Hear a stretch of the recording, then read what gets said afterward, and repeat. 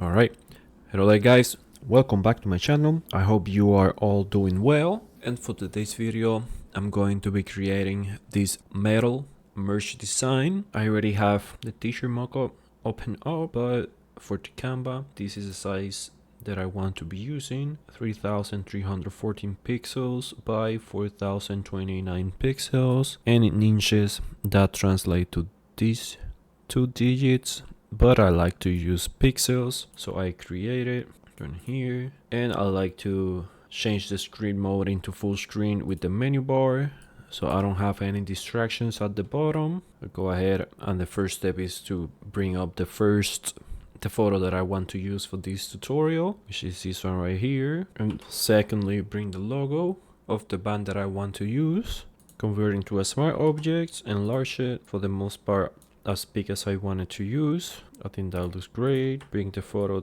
down about here. It's okay if the head, let me zoom in real quick so I can explain this better. Let me bring up solid color in black to the very bottom. I delete the masks that I know that I'm not going to be using. Lock this layer, hit here again, and just for your reference, like around here, her head, that's fine if it's right there. I just don't want it to be around here. Here is fine, it makes more sense, so I leave it right there. Delete this. Let's make a square right here, change the color to this orange, which is the one that I want to use for the logo. It's already converted into a smart object, so I hit on color overlay, change it to this one, this type of orange. Since it's the one that I want to use. Hide this, double click here, zoom in a little, and press on the drop shadow. I'm liking that, maybe a tiny bit lower on the spread and a tiny bit bigger the size. I think that looks perfect. Now all I gotta do is just edit the photo. Let me change it here, photo maybe to blue, and this is the logo.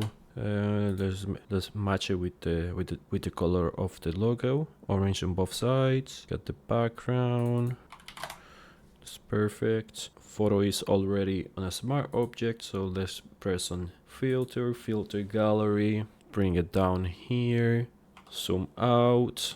For the most part I like to use the stamped effect and the grain effect. These two is a combination that I use pretty much on 97% of all of my designs, and the stamped is going to be 1 and 1, and the one that I like and the one that I do like to play around is the grain effect. And for this tutorial I find that on the intensity 34 and contrast 87 is what works best, as you can see. And what I do next is create a mask and delete for the most part all of the access that I don't want. Delete all of these, as you can see, and just leave it like that. Now I can go ahead and increase the head just a tiny bit. I think the last step is to bring some textures. This is the first texture that I want to use. Bring it around here, and just because it doesn't make a lot of sense, and you can see there's some colors here, so it's not a pure black and white. I like to convert it into a smart object. Go to filter gallery, the exact same process that I did before. Hit multiply, so everything that is white will be hidden, everything that is black it will keep.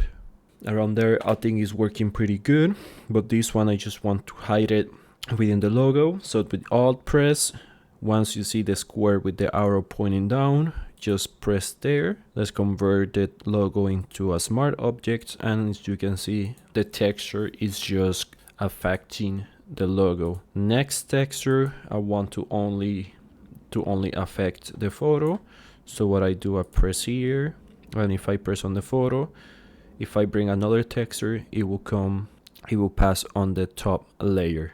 This is the next texture that I want to use for this photo. I always, even though once I pass it from the file folder into Photoshop, it will be already a smart object, but I like to do it and to convert it into a smart object either way. A habit of mine, I just go to filter filter gallery, do the exact same thing that I did before and start playing around with the intensity and the contrast. Change it into a multiply.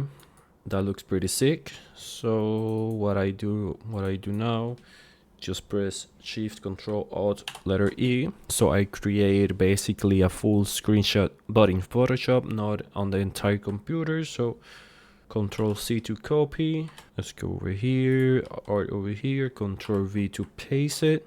Lower down a little, center it, and leave it right there. Let's make sure that everything, that you can see every single detail. But if you can see here, the orange, you can see the shade throughout, but on the white you cannot. So let's just create some sort of opacity, maybe about 87. I think it looks great, and the design is pretty much done.